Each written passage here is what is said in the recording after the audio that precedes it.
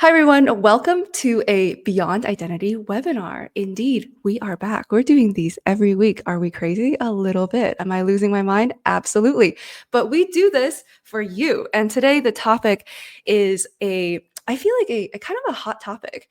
Today our topic is the 5 gaps that device management tools leave and how to fix it, right?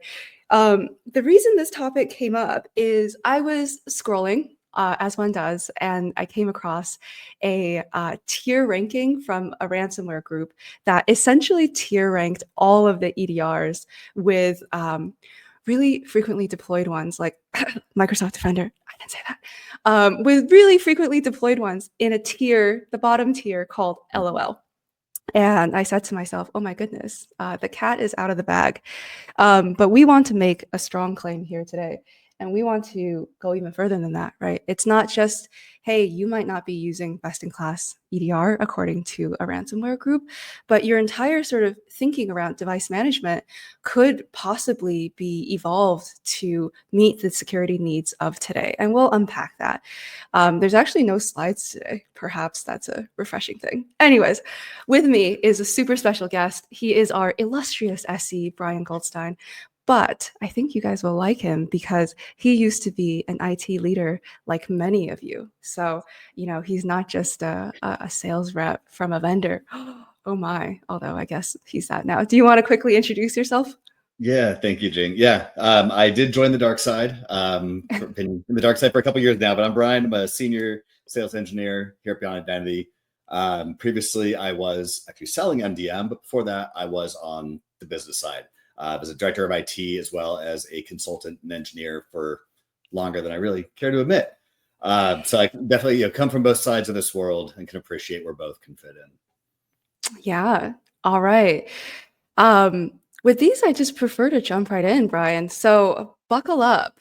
The sort of landscape stands as such, right? We have breaches, and breaches happen all the time, and they're kind of annoying, which is putting it lightly. And all breaches begin with initial access. And it turns out initial access can be boiled down to 2 categories of threat vectors. One is the credential, and one's the device. And we really want to hone in on the device today because organizations have made sort of incredible investments in MDMs, EDRs, etc. And hopefully by the end of this, we might convince you that there's still significant gaps that are worth it to close. So let's talk about the first gap of device management tools. Brian, what would that be? Yeah, I mean, the biggest one is you have your corporate devices managed, but you still have a lot of unmanaged devices, whether they're BYO, they're executives who demand to have a computer at home be accessing data, but you have all these unmanaged devices. So, oh, please, please. I think you were yeah, getting there. yeah, no. I mean, I think for me, again, coming from the device management space for so much of my career, that was always a black hole where it was like, sorry, we can't solve that. Beyond Identity solves it in a very special way where your users do not want to typically install an MDM or especially an EDR on their personal devices. And a lot of times companies don't want to foot the bill for that. They're just trying to get access to maybe some email, Slack. There typically can be some PI in there as well, but they don't want to spend the money. They are okay and they're used to installing MFA tools. So when they install our platform authenticator to perform MFA, we're gathering a lot of device telemetry and security context from that device, leveraging OS query and other tools inside of our authenticator that users really aren't scared to install. Yeah, yeah. I mean, at the end of the day, MDMs and EDRs go on managed devices. And I know you talk to a lot of customers. Um, I think most customer calls that I'm on or listen to, most people have a mix of managed and unmanaged devices. So I think what that means is ultimately there's a big sort of threat surface that remains.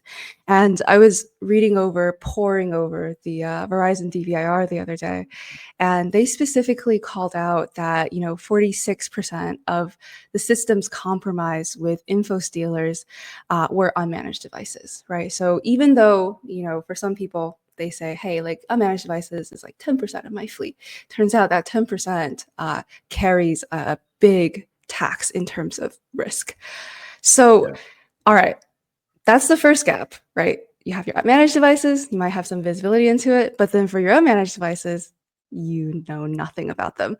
That's scary enough already. What is the second gap that you wanted to share with the group? Yeah. The other one is an extension of that. It's a lot of the other operating systems that are out there that don't have great management tools. Think a lot of Linux. There are some tools out there, but they're not highly adopted. Chrome OS, you're only leveraging Google for that one if you want to manage it. You're not getting that deep layer of visibility on those. But again, our platform authenticator is cross-platform, both onto the mobile fleets and on different computer operating systems, so we can really surface that data for you. And I should call out, you don't have to even use it in an MFA authentication type of perspective. We do have some customers who are using us to pull that telemetry and make some device trust decisions, but not using it for full-on MFA with the passwordless options. So you also have, you have options in there just to get that visibility if you want to. Yeah, it's such an interesting use case. When I first heard about it, I was like, what do you mean you don't want to remove the password? Like, what do you mean? But then, the way I've heard it explained is, we want to kind of keep the user experience the same, ease users into this sort of longer term change management program, but instantly have visibility and control over access decisions around these endpoints, right? It's not just the user that logs in, it's also their endpoint. I'm actually kind of curious at this point. So obviously you've been in IT for a while, you've worked even, for an MDM. Why is it, do you think, that there's such a lag in terms of operating system coverage?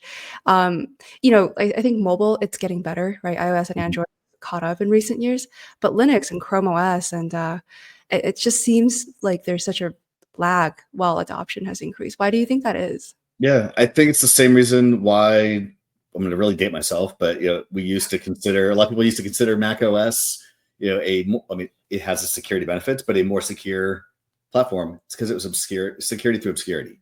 Same idea. The market just isn't there, and companies have to build for where the money is. And Yeah. so, while a lot of education now has Chrome OS, and we're even seeing our corporate customers adopt Chrome OS, it's not hit that point where it really makes sense.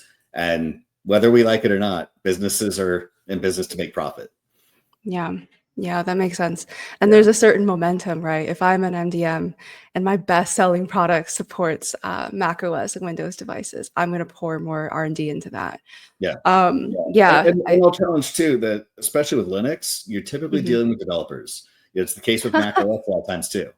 And Yeah. this is another this fills into both the last point and this point. I have worked with a lot of developers that refused to let me manage their corporate devices. I won in the end, but they thought, it's my device. It doesn't matter if the company owns it. It's another way where you're getting that authenticator in there. You're getting the data, but you're not having that confrontation. And I've sold to some companies that have a kind of a transparency model with them, but they don't want to have that layer of management in there. But the observability does cover for some of their compliance. Right, right. If I give you administrative permissions on my iPhone, even I would feel a little bit strange about that. And I trust you. Yeah, I don't want you um, judging the games I'm installing on my phone. yeah, no. I don't want you to remote wipe anything. But it's true. Based on my interactions with our lovely customers and prospects, developers are a tough audience, and professors are a tough audience. Professors will debate you until you're like, okay, you're right, I'm wrong, you're correct about everything. And developers are just so stubborn, but understandable, right? Okay, let's get back to our list of gaps. So far, we have there's this wide sort of portion of your endpoints that are unmanaged. And then there's your endpoints that are unmanageable, which are operating systems that your endpoint detection response, MDM tools don't actually cover, like Linux, Chrome OS. Um, One thing I will mention there, actually, about the coverage situation with unmanaged devices is it's not just BYOD, right? It's also like, what if you have contract developers? Their devices might be managed, but you don't manage them. So Yeah. how do you ensure that those are secure? Sorry. That's a great call out. That's worth diving into a little bit. And one of my previous roles when I was an engineer, we had multiple of those big name consulting firms coming in to do staff aug, do audits, do all that. And yeah, they're already managed by their company's MDM. And even if they weren't, they're not going to let us manage them. But in the ones I've spoken with, they are okay with installing small tools such as an authenticator. So now again, we can make those decisions where we don't manage your antivirus, we don't manage your firewall, we don't manage your device posture, but you're not accessing our data unless your device posture is in place. And so it's a great coverage in there. Yeah, 100%. You have the best of both worlds, right? You have the access control and visibility without any of the creepiness of device management. I don't know if I offend you by saying that because you worked for an MDM.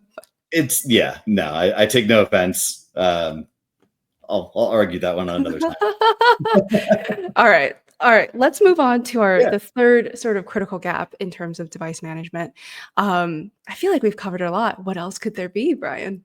Yeah. So let's start looking really at managed devices, but also still some of the unmanaged. But the managed devices, it's a lack of integration with your policies, with your MFA, your authentication policies to determine again, do I want to let you in? Many people aren't even using device trust at all. So they're just saying, are you who you say you are? Come on in and get your data. Others have moved on to use device trust platforms, but we're still usually saying, is the device compliant? Compliant is now shifted off to the MDM. The EDR is typically not even involved. You may have like a zero trust score, for example, from CrowdStrike, but it's still very high level information of, again, is compliant, not compliant. Where we're taking the approach is surfacing those details. So what is compliant? Maybe I want to say if a device is in this state, but then is missing one piece, let's do an extra step up authentication rather than block them. It's great way to really give that granular experience. Maybe for people accessing from a certain country, we don't care. I don't know why you wouldn't care, but you don't care if something's enabled, or if they're accessing from a certain network, you don't care about the posture being as strong because they're already within a physical location that you trust. So it gives you that much level of granularity. And that also goes further with us. It's not just the device posture that we're collecting from our authenticator. We're also tying into real-time integrations with EDRs like CrowdStrike to MDMs like Kanji and Jamf, and then Zscaler, so that we're taking into consideration what's happening in your entire security ecosystem, not just what we're accessing as well. Yeah, I'm just writing a little note for myself here because you said some really great stuff in there. The first thing I heard is, well, actually, I think there's three things. The first is granularity, right? If you want ultimate control over your endpoints, which you might actually for the risk that they pose, you need a certain level of ability, capacity to be able to really dig into the risk signals there and enforce access decisions. I think the second thing I heard was, for managed devices, just because it's managed doesn't mean those risk signals actually get to be a part of access decisions, right? So it's almost like device management sits on a little island here, and then your access control sit over there, and they are not friends. They don't talk to each other. And ultimately that compliance, it's really something to be enforced at time of access, because that's when the user is actually trying to gain access to applications. And then the third thing I heard was, you have these MDMs and you have these EDRs, but has misconfigurations or configuration drifts ever happened? And this is a mystery of the universe, right? Like, why is the sky blue? Actually, that's not a mystery. We scientifically know that. But configuration drifts, how do they happen? Sometimes it's complexity, right? And admins the complexity with all of the endpoint tools start getting really complex. But any misconfigurations can allow threats to go undetected.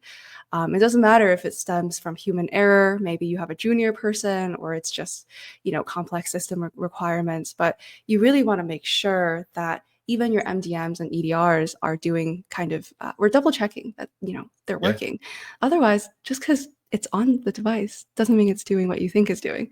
So those were the 3 things I got, but please feel free. Yeah. Well, I'd say that really pivots right into our fourth point about the misconfigurations and some of the, I don't want to knock my friends of MDMs, but the potential staleness of the information.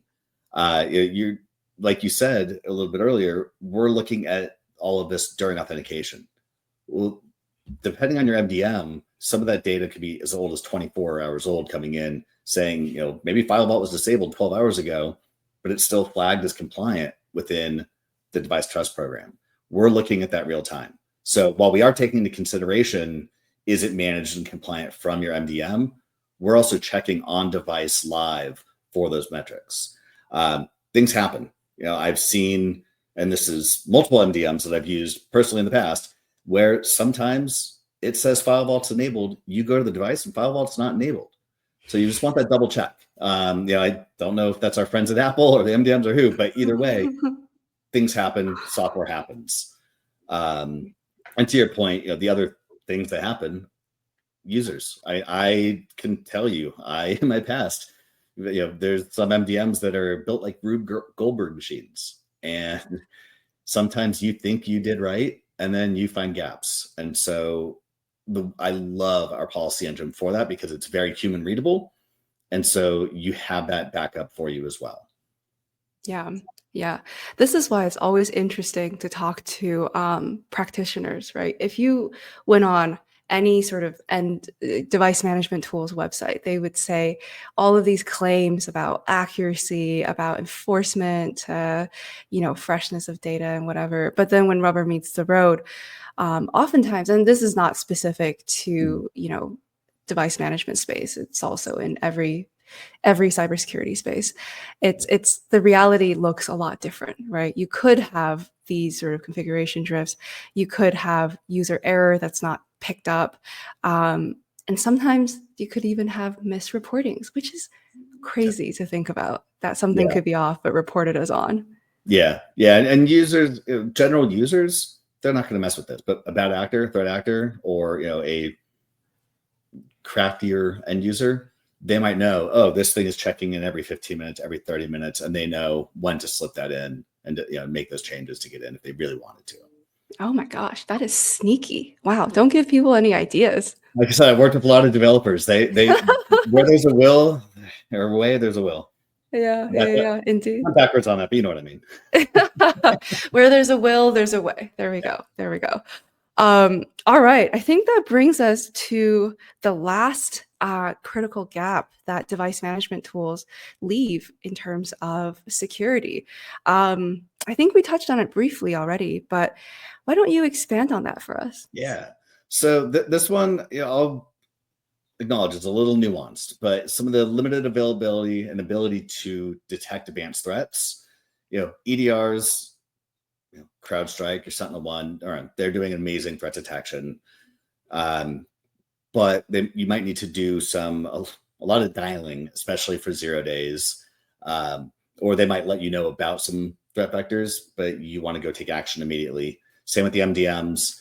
You can run scripts from them, but that's going to be a little reactive and on a timed cadence. So leveraging some of our policy attributes, including leveraging OS query and being able to do custom OS query attributes, you can immediately tune in and put certain queries that you want to look for, whether you want to allow someone in or block them to hit those 0 days. And again, this is happening at every authentication, including continuous authentication, where we're checking every 10 minutes after for that state, rather than just one time you're in, you already have the keys to the castle.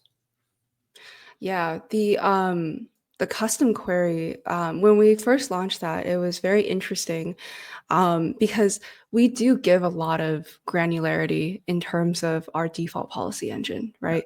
So I remember asking somebody much smarter than me, why the added granularity? What could people possibly need to control? And the answer that I got back was really interesting because sometimes it's looking at very specific processes. There's also this sort of new threat pattern of browser extensions, which occurs in the browser, right? So sometimes MDMs, device management, doesn't necessarily see that. And then I really love this example. And I feel like we're bashing on developers, which is not the case. We love developers. I adore the developers We that work have here. nothing. We have nothing to say about developers. A So disclaimer, we got no beef with developers. You guys are doing amazing. But there's this sort of common practice of using SSH keys.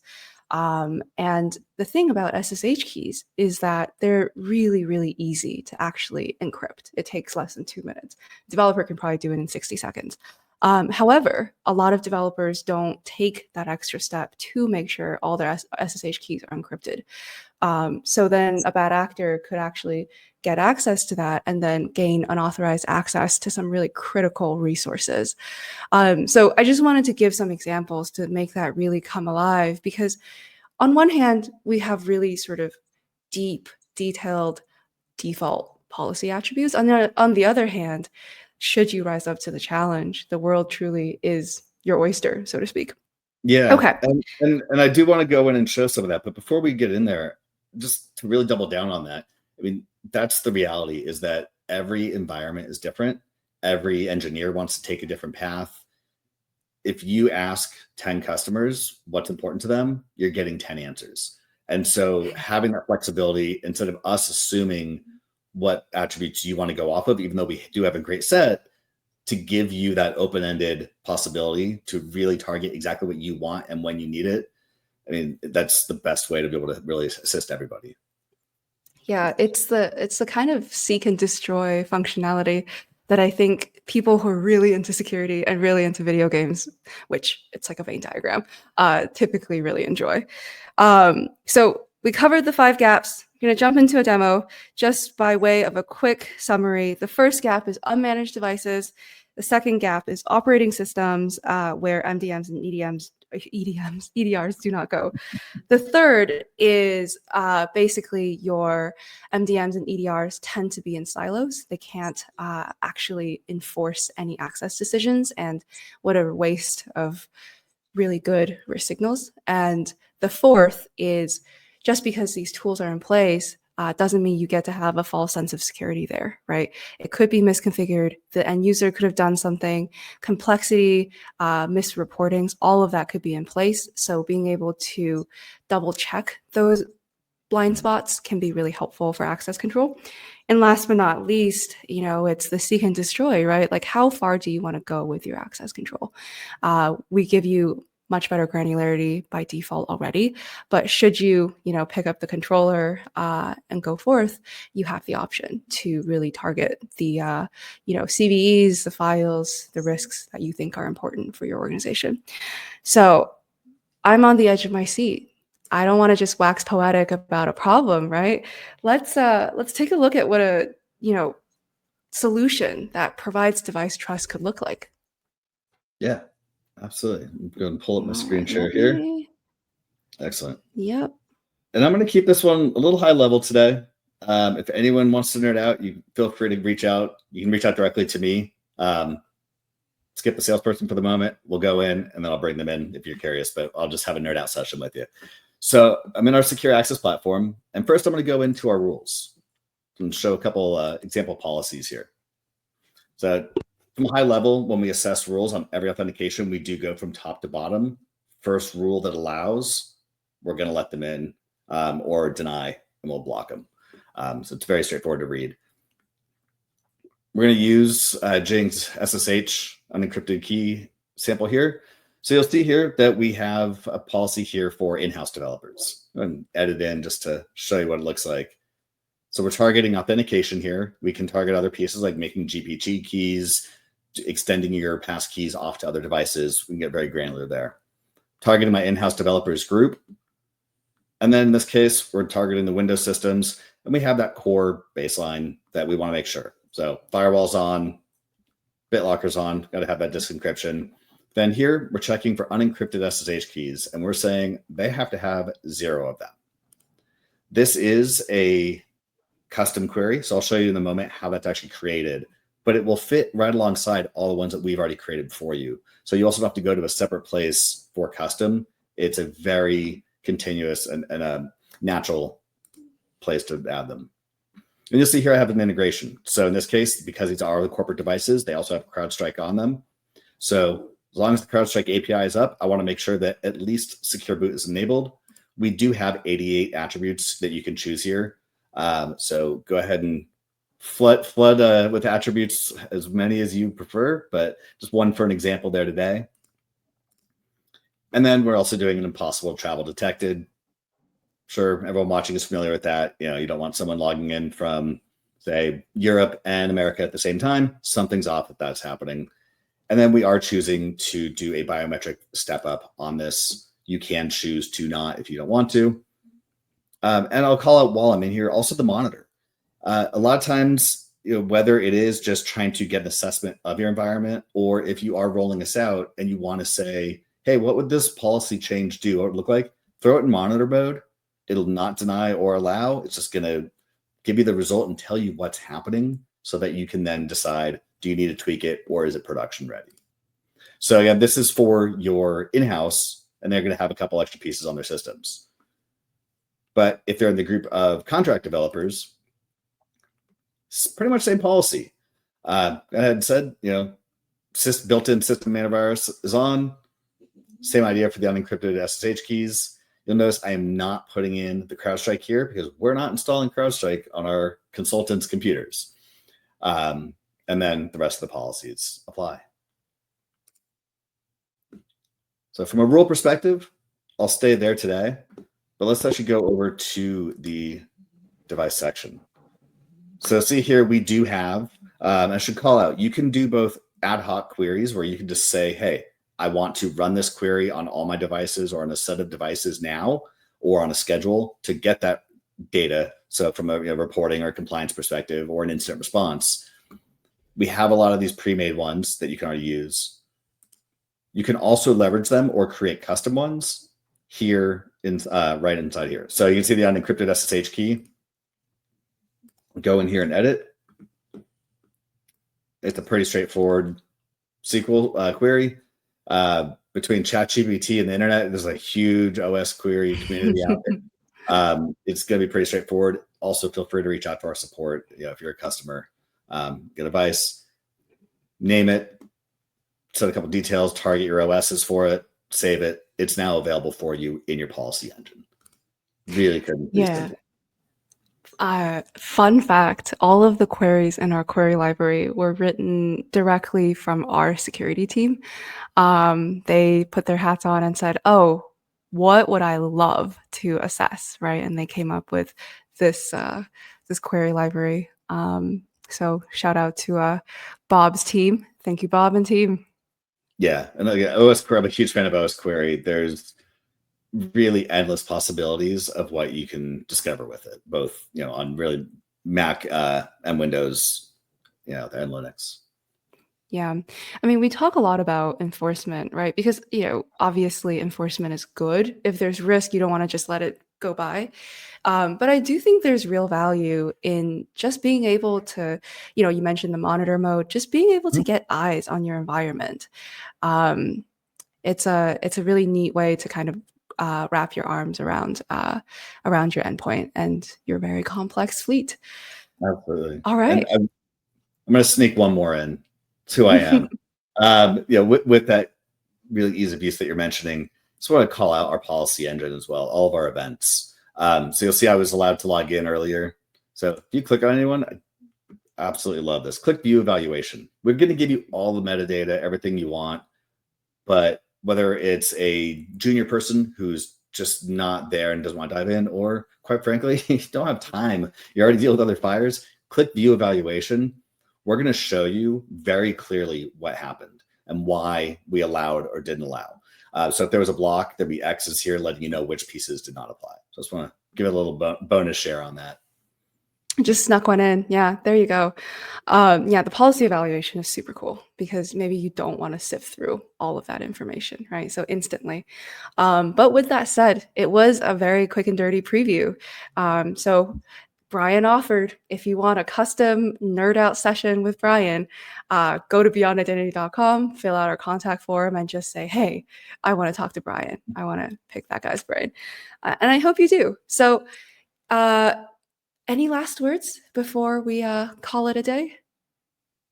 I hope people start to think about really the device trust and identity space as another table stake along with your MDM and EDR. We really are the third player in there that you do need in your environment these days.